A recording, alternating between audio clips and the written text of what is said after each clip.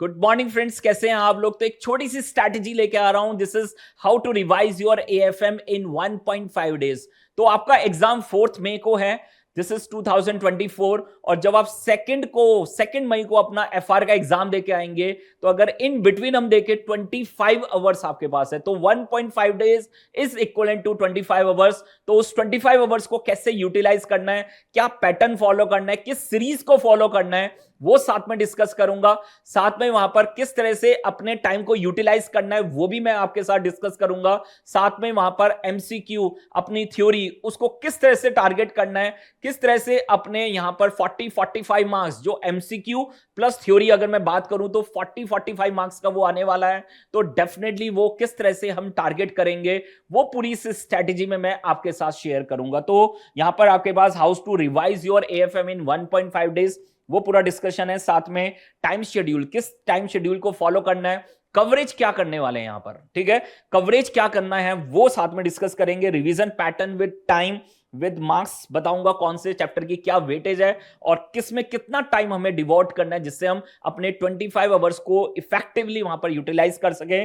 साथ में वहां पर 30 marks MCQ and 15 plus marks का आपका जो थ्योरी है, वो कैसे हमें वहां पर उसको रिवाइज करना है, वो सब हम डिस्कस करेंगे। सबसे पहले टाइम शेड्यूल की बात करते हैं। 2 मई को आपका एग्जाम है एफआर का। This is your FR exam.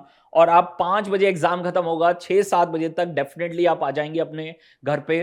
तो आपको उस दिन का टाइम बिल्कुल वेस्ट नहीं करना है। याद रखना, अगर आपने उस दिन का टाइम वेस्ट किया फिर रिवीजन करना बहुत मुश्किल हो जाएगा। तो हमें उस दिन का टाइम को यूटिलाइज करना है। और वहां पर आपके पास, अगर मैं 8 बजे भी बैठा तो आपके पास 4 आवर्स है, 4 घंटे आपको सही से यूटिलाइज करने हैं, ठीक है।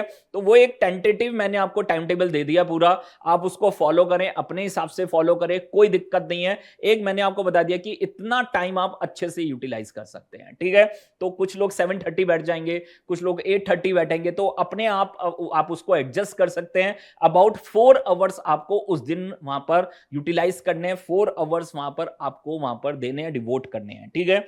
साथ में थर्ड में आपका जो आपके पास एक ब्रेक मिलता है, पूरे दिन का जो ब्रेक आपको मिलता है एग्जाम से पहले दिन, तो वहां पर आपके पास आपको मॉर्निंग में स्टार्ट होना है। दिस इज 5 to 8, 3 घंटे आपको मिलेंगे वहां पर। साथ में आपके पास फिर वापस 9 to 1, 4 आवर्स, फिर 3 to 6 वापस 3 hours, and 7 to 12 this is 5 hours, ठीक है। तो मैंने मोटा मोटा आपको बता दिया कि नेक्स्ट डे में आपको 24 में से कम 15 आवर्स आपको यूटिलाइज करने, डिवोट करने अपने रिवीजन को लेके। तो 15 + 4 19। और जिस दिन आपका एग्जाम डे है, this is of your 4th मई को वहां पर मॉर्निंग में आपको 3 घंटे मिलेंगे और बाद में फिर वापस 3 घंटे आपको मिलेंगे। 1 घंटे का मैंने बीच में ब्रेक आपके लिए बोला है। तो यहां पर आपके पास टोटल अगर मैं बात करूं तो दिस इज योर 25 आवर्स, ठीक है। तो मुझे लगता है कि ऑलमोस्ट आपको 25, 26, किसी को 23, इट डिपेंड्स आप कितना टाइम वेस्ट करते हैं। Otherwise 25 hours on an average आपको मिलते हैं और उसमें आप इजीली अपना पूरा एएफएम क्या कर सकते हैं, रिवाइज कर सकते हैं। साथ में कवरेज, क्या कवरेज करना है, मैंने आपको पूरा कॉन्सेप्ट कराया, पूरे क्वेश्चंस कराए हैं, देख लीजिए। या आपने जिस मर्जी फैकल्टी से पढ़ा होगा, वहां पर उन्होंने कॉन्सेप्ट, क्वेश्चंस, आपका रजिस्टर मेंटेन कराया होगा। तो आपको यह ध्यान रखना है कि अपना जो रिवीजन करना है अपने रजिस्टर से वहां पर रिवाइज करना है। साथ में जो मैंने आपको रिवीजन समरीज दी है विद इंपॉर्टेंट क्वेश्चन की लिस्ट, उसके अंदर लिस्ट भी है, विद सॉल्यूशंस है, तो वो आपको वहां पर यूटिलाइज करने अपने रिवीजन के टाइम पे। तो आपको टाइम वेस्ट नहीं करना है, अपना फटाफट रिवीजन करते चले जाना है। अगर कोई रिवीजन जल्दी हो जाता है तो उसका ये नहीं सोचना है कि ये जल्दी क्यों हो गया है, ठीक है। तो इट डिपेंड्स आपकी कहां पर ज्यादा एफिशिएंसी है, कहां पर कम एफिशिएंसी है, आपका कम कहां पर रिवाइज किया है पहले, तो उसका पूरा वहां पर आपको देखने को मिलेगा कि कौन सा टॉपिक जल्दी रिवाइज हो रहा है, कौन सा टॉपिक देर से रिवाइज हो रहा है, ठीक है। तो आपको क्या यूज करना है, अपना रजिस्टर यूज करना है, समरी नोट्स यूज करना है, साथ में लिस्ट ऑफ इंपॉर्टेंट क्वेश्चंस की जो मैंने लिस्ट दी है विद सॉल्यूशन आपके साथ वहां पर शेयर किया है, उसको यूटिलाइज करना है। साथ में जो रिवीजन वीडियोस विद क्वेश्चंस मैंने आपको दिया है, फॉरेक्स की आपके पास है, सिक्योरिटी वैल्यूएशन, मर्जर एक्विजिशन, आपके पास म्यूचुअल फंड्स की है।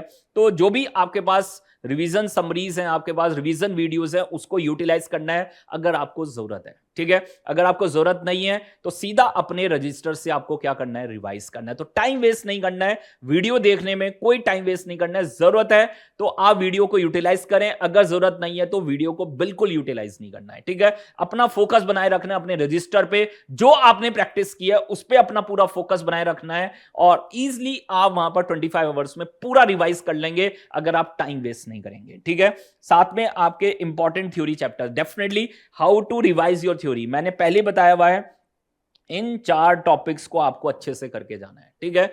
क्योंकि अगर आपके पास एक्स्ट्रा टाइम है तभी आप एक्स्ट्रा टॉपिक्स पे जाएं, अदरवाइज इन चारों में से ही मैक्सिमम थ्योरी आपको मिलने वाली है। हो सकता है एक क्वेश्चन अलग आ जाए, बट उसके लिए अगर आपके पास टाइम है तभी आप अदर चैप्टर्स पे जाएं, अदरवाइज आप इन 4 चैप्टर्स को बहुत अच्छे से करें। और रिस्क मैनेजमेंट में तो प्रैक्टिकल भी है, ठीक है, तो वो भी आपको बहुत अच्छे से करना है। तो मतलब थ्योरी पार्ट आपका स्ट्रांग होना चाहिए। 10 to 15 मार्क्स आपके डेफिनेटली वहां से बनने वाले हैं। और एमसीक्यू में एक केस स्टडी आपके पास आएगी 6 मार्क्स की, 6 मार्क्स की एक केस स्टडी थ्योरी से आएगी 30 मार्क्स में से। और उसके अलावा आपके पास अलग अलग वहां पर थ्योरी के क्वेश्चंस होंगे विद डिफरेंट क्वेश्चंस। वो मेरी एक ऑलरेडी वीडियो आ चुकी है, आप देख सकते हैं, एग्जाम पैटर्न के ऊपर एक पूरी वीडियो है, तो आप उसको फॉलो कर सकते हैं, ठीक है। तो ये आपके पास देख लीजिए थ्योरी चैप्टर्स हैं और जो आपको बहुत अच्छे से रिवाइज करने हैं। थ्योरी आपके इंपॉर्टेंट थ्योरी वहां पर अवेलेबल है, जो भी चैप्टर्स की अवेलेबल है, जो आपने पढ़ा हुआ है उसको अच्छे से रिवाइज करना है, ठीक है। तो ये आपको यहां पर देख लीजिए फॉलो करना है कवरेज में। साथ में एक चीज और है जो आपको जरूर देखनी है, क्योंकि this is the new course, पहली बार एग्जाम आ रहा है, देख लीजिए न्यू कोर्स का, तो आपको ध्यान रखना है एमटीपी और आरटीपी दोनों आपको जरूर देख के जानी है, ठीक है। क्वेश्चंस उसमें सारे वही हैं जो हमने क्लासेस में किए हुए हैं, बट फिर भी एक बार जरूर उसको देख के जाना है, कोई भी क्वेश्चन छूटना नहीं चाहिए। तो आपको फोकस रखना है, एमटीपी आरटीपी जरूर एक बार देख के जानी है, और बेटर यही रहेगा एग्जाम से पहले ही आप देख लें एक बार, ठीक है। तो ये आपको कवरेज पूरी करके जानी है। साथ में यहां पर रिवीजन सीरीज पैटर्न, ये सबसे इंपॉर्टेंट है, this is the most important part, किस सीरीज को फॉलो करना है। काफी लोग कहते हैं आसान आसान पहले करो, मैं कहूंगा पहले डिफिकल्ट करो, क्योंकि डिफिकल्ट अगर हो गया ना तो आसान तो फिर भी आप जल्दी से रिवाइज कर लोगे।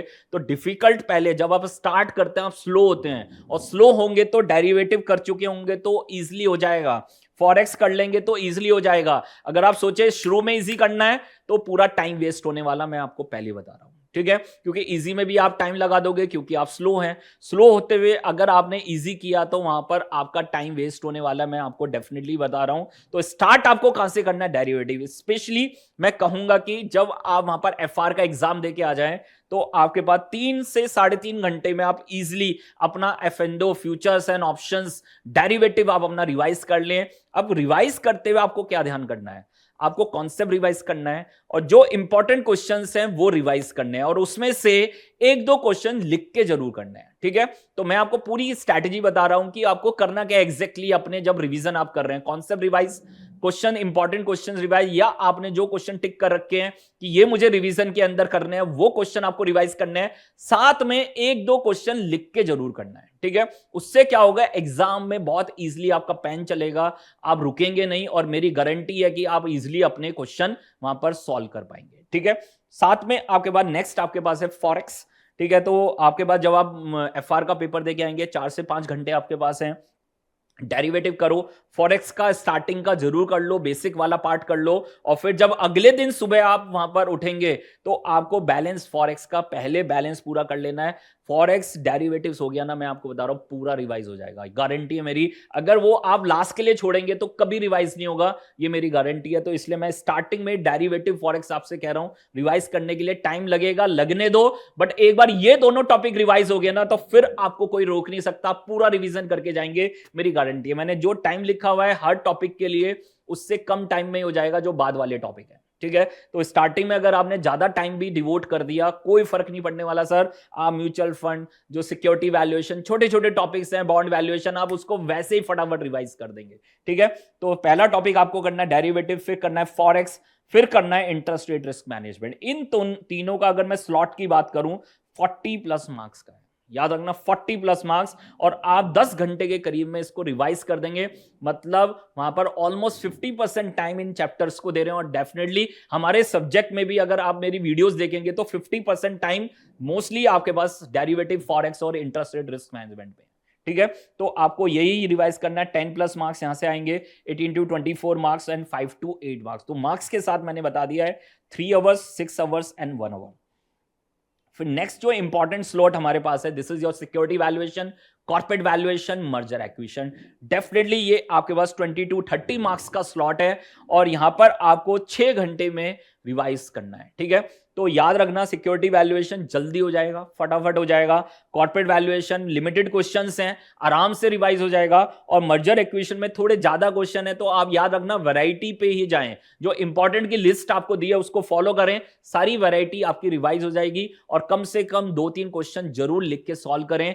आप वहां पर अपने आप ही आपको कॉन्फिडेंस आने लगेगा, और कॉन्फिडेंस सबसे इंपॉर्टेंट चीज है अपने एग्जाम में, ठीक है, याद रखना। फिर आपके पास म्यूचुअल फंड है, we have 1 our.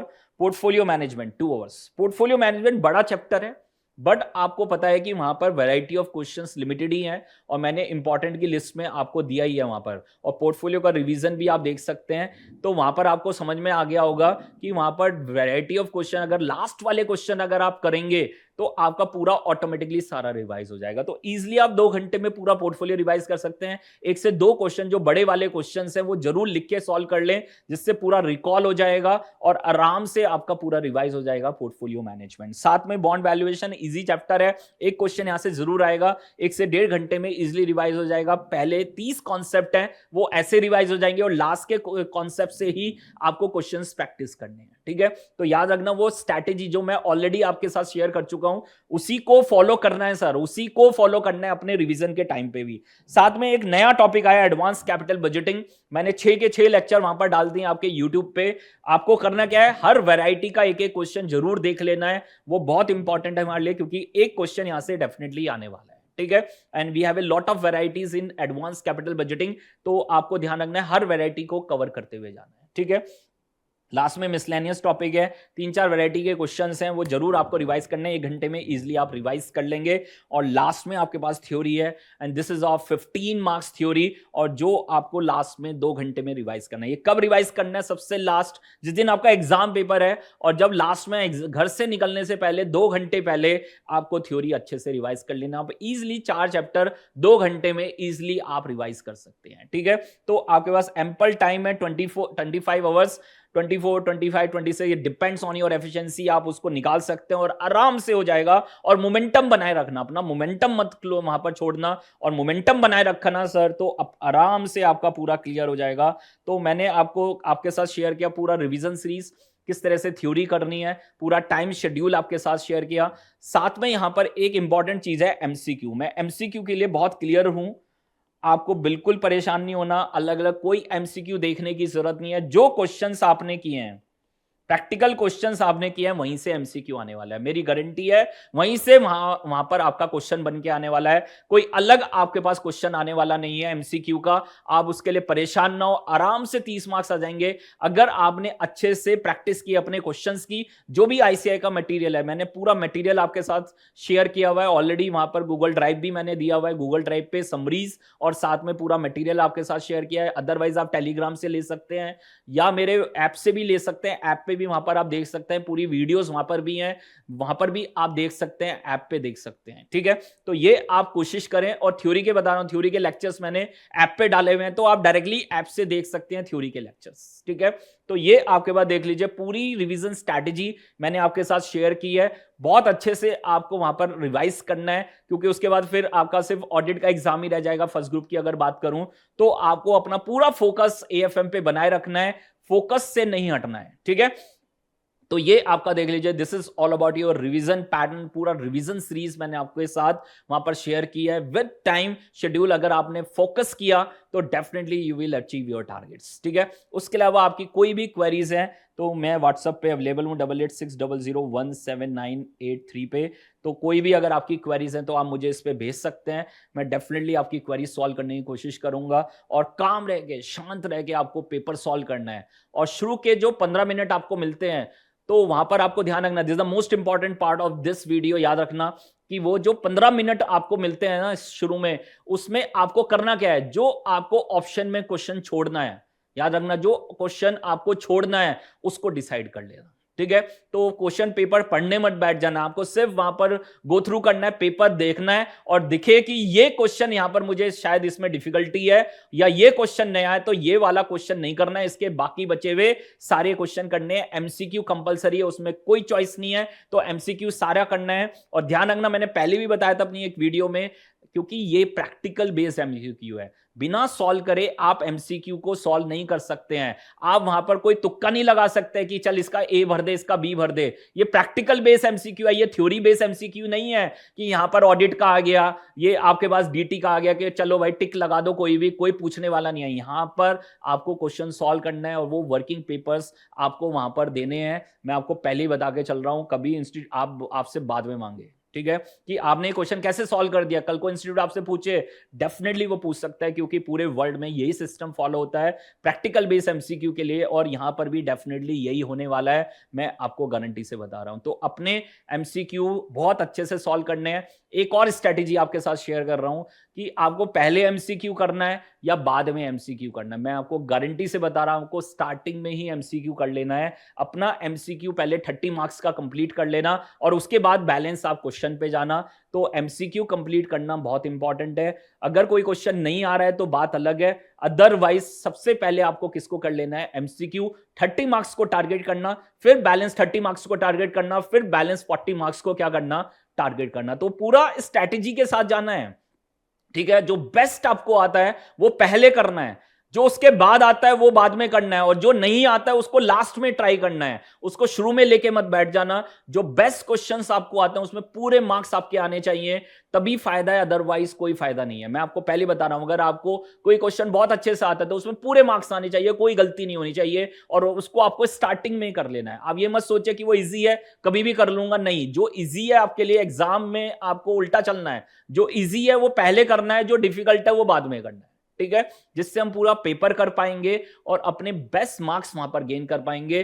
Thank you very much, wish you all the best. उसके अलावा कोई भी स्ट्रैटेजी आपको पूछनी है मेरे से किसी भी चीज से रिलेटेड, तो डेफिनेटली मैं आपके साथ हूं, वहां पर आप मुझे वहां पर कॉल भी कर सकते हैं। 8 to 9 में मैं डेफिनेटली अवेलेबल रहता हूं, 8 to 9 में पीएम में, तो आप मुझे डायरेक्ट कॉल भी कर सकते हैं अगर आपको कॉल करने की जरूरत है। अदरवाइज आप व्हाट्सअप करिए, व्हाट्सअप कॉल करिए, मैं वहां पर डेफिनेटली आपके पास अवेलेबल हूं 8 to 9 में, ठीक है। Thank you very much, wish you all the best. Cool और काम रह के ही अपने एग्जाम को दें और इजीली आप अपने टारगेट को अचीव कर पाएंगे। Wish you all the best, thank you very much.